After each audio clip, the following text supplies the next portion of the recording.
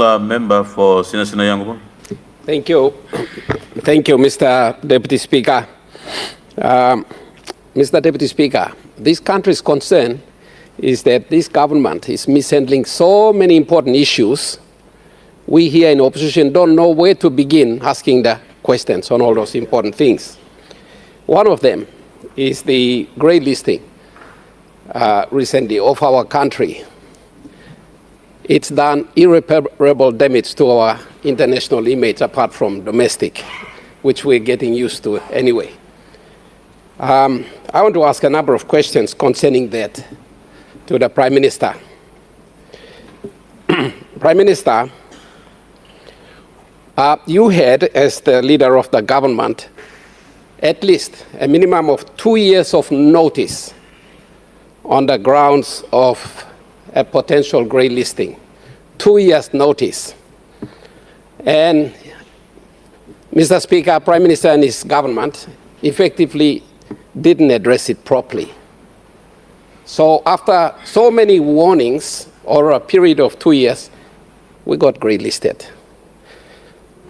Number one question, can the Prime Minister now admit to the nation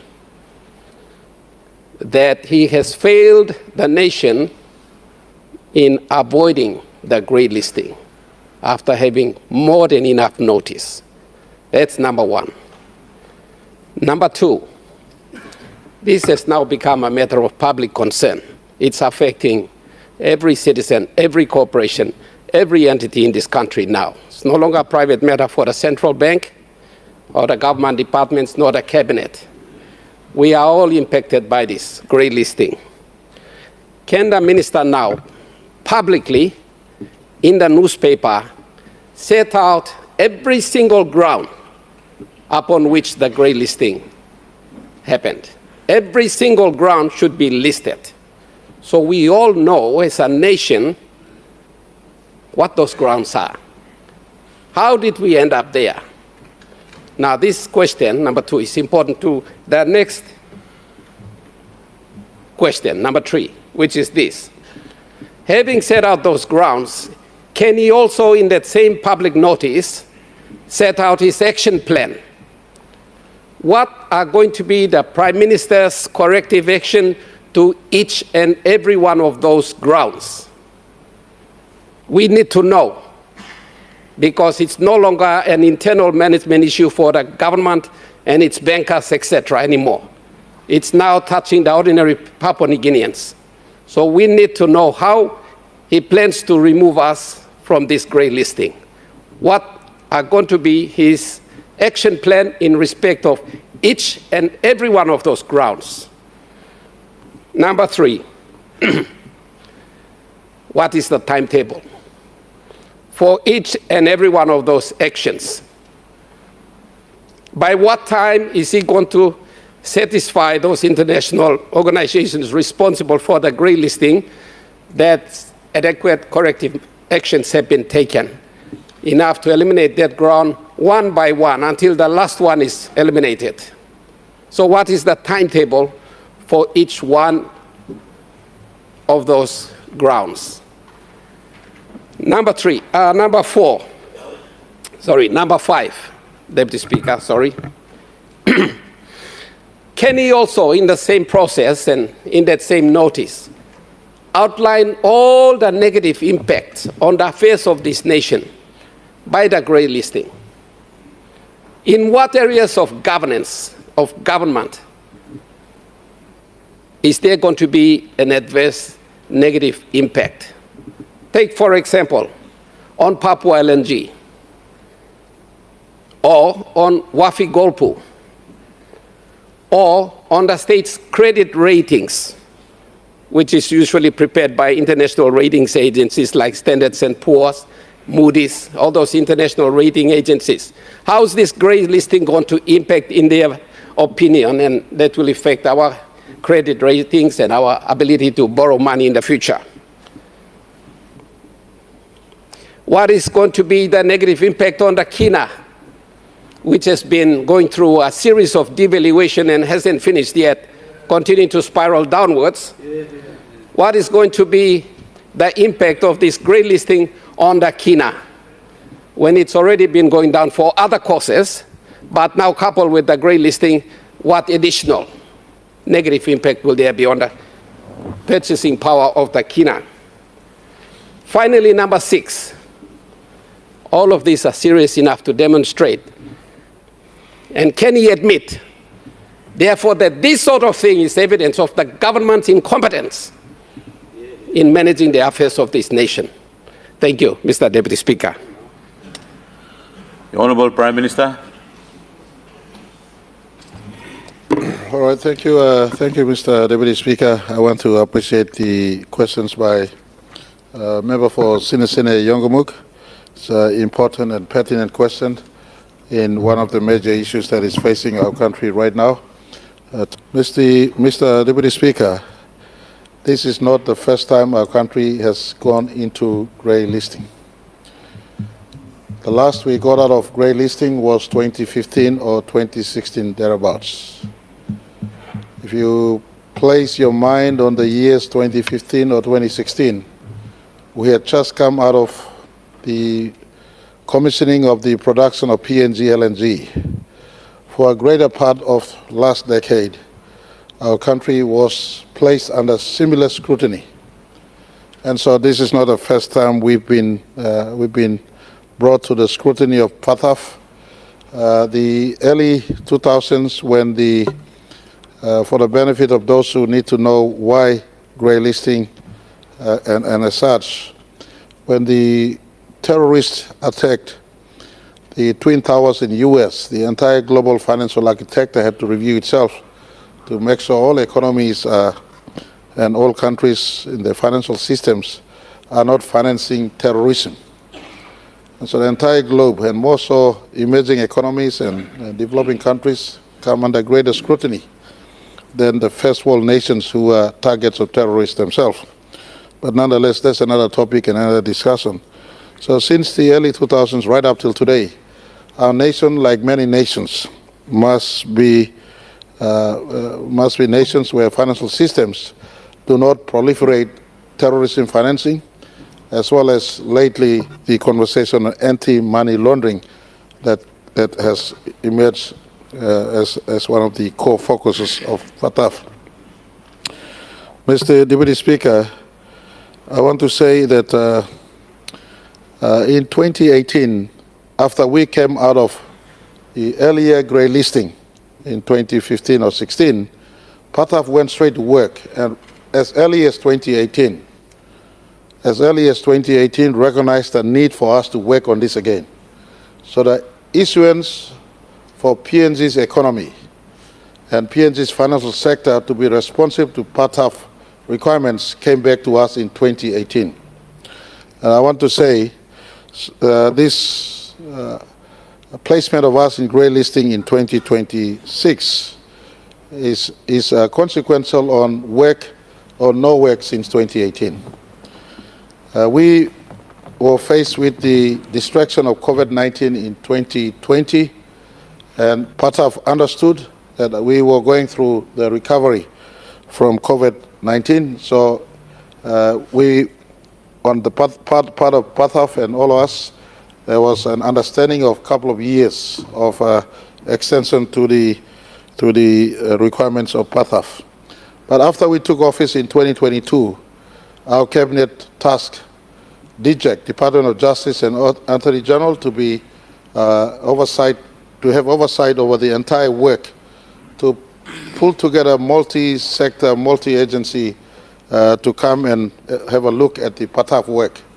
And so, Mr. Minister, Deputy Speaker, I want to indicate that many agencies were not compliant. Many agencies never showed up, and like everything else, I take the blame for much of the things that is happening, and rightfully so. It happened under my watch, so the people, including the opposition, has every right to blame the head of government.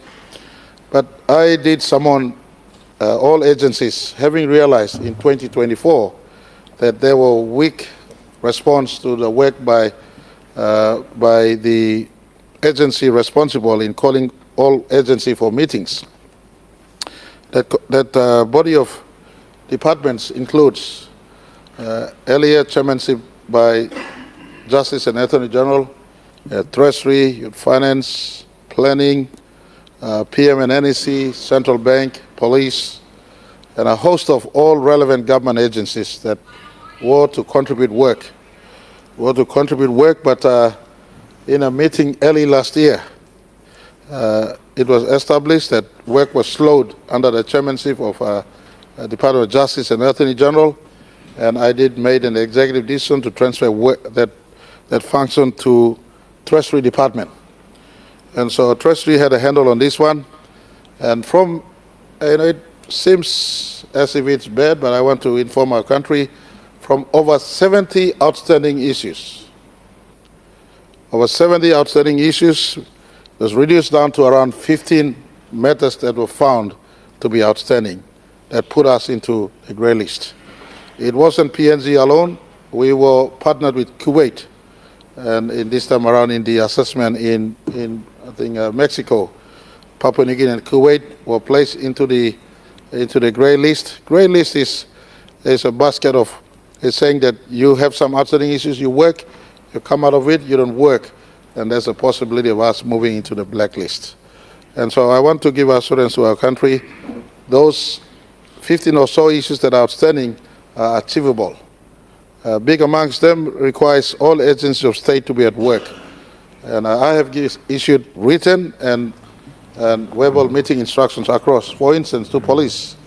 My instruction to police, you don't need to wait for something to happen. You could pick up payment disbursements in finance right away. Go through the list and prosecute money launderers. A big issue that is facing our country right now is the issue on money laundering. I have to be honest up front. They've indicated as on the two twin concerns on FATF. One is financing terrorism, and second is money laundering. There's an established view that we're not doing enough to fight money laundering, and this has been inherent over many, many years.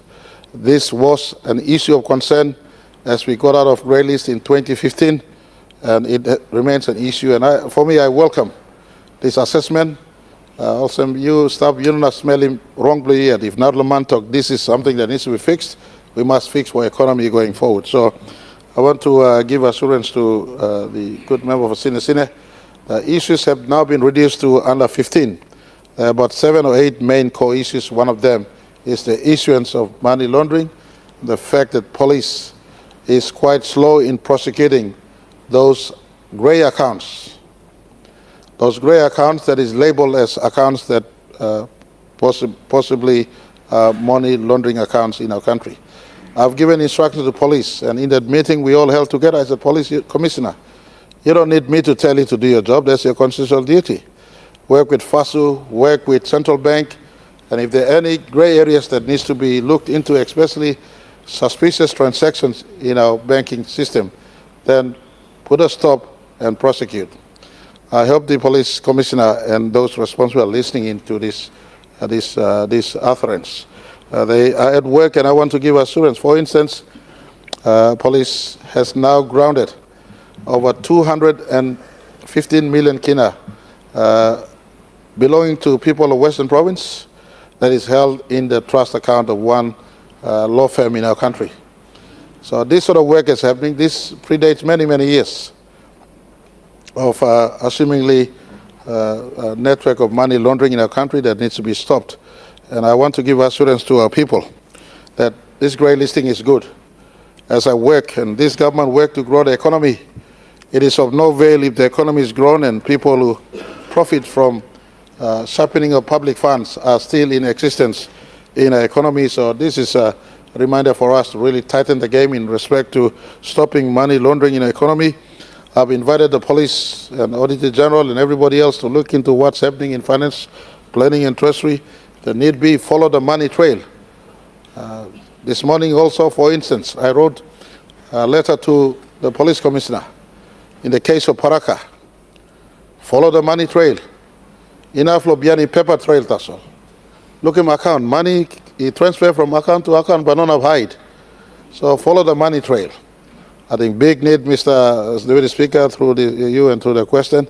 And I will get, he asked me to he asked me to put publicly the issues that are noted as outstanding. That's a good request. I thought the treasurer would have done it by now. If it's not happened, then we'll get a paid advertisement on the core issues they feel is outstanding for us to address. But as I said, key amongst them is the issue of money laundering. And instruction has gone to police, central bank, FASU, pursue those suspicious transactions, suspicious accounts, and they predates not just the Marape Rosso Pangu government's time, but right through the better part of the last 2 decades. And police will be at work to follow money trails, and once evidence of prosecution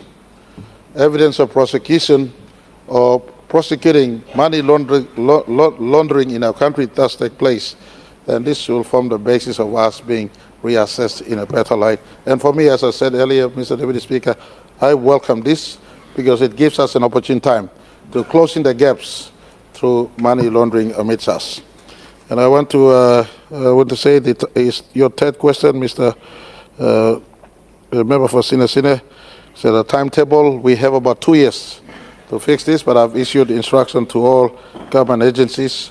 While 2 years is a time we must fix to get out, or thereabouts, it is in our own interest to do so within 12 months, and our team are at work as we speak through this one. If I could ask, one of his questions was, what are the negative impacts? We lived through this in 2014, 15, 16, thereabouts. We've got out of grey list. In all our major investors, they understand the PNG work environment. And so it does not affect Papua LNG in a big way, or Wafi Golpu, all our major foreign direct investment projects we have hanging to be processed are all okay. They understand exactly what we are doing. It will certainly cause a little bit of tight grip in your ID when you do bank transactions in our country, but it's about time we all are identified well as we do bank transactions in our country. We are managing the effect of this very closely. We are also managing monitoring the effect of the oil crisis that is happening as a result of war. So all in all, our Treasury and our National Security Advisory Team have been put on notice to look at the grey listing effect as well as the other effect, as not to burden our businessmen and businesswomen and every legitimate transactors of our economy. Mr. Deputy Speaker, I want to ask if the good member could put his questions again in formal writing to me. I've lost some of the issues that he's raised, but we will make a concerted effort either through the Treasurer or myself later in this sitting of Parliament on the grey listing as a standalone response for the benefit of all of us in this House and for the country. Thank you too much. Your point of order, the Honourable Member. My question was the publication of the grounds, the action plan and the timetable, publication, because now it reached the point where we need transparency in this whole episode. So I need a clearer commitment from the Prime Minister that he's going to direct somebody to publish in the newspaper so that the people know and they will help the Prime Minister and his government to hold those departments to task. Honourable Member, your point of order is in order, but I think the Prime Minister answered and make it clear that he will direct people to publish this in paper. And he asked that your questions be put in paper to him so he can follow your questions to put publication in regard to the questions you've asked for.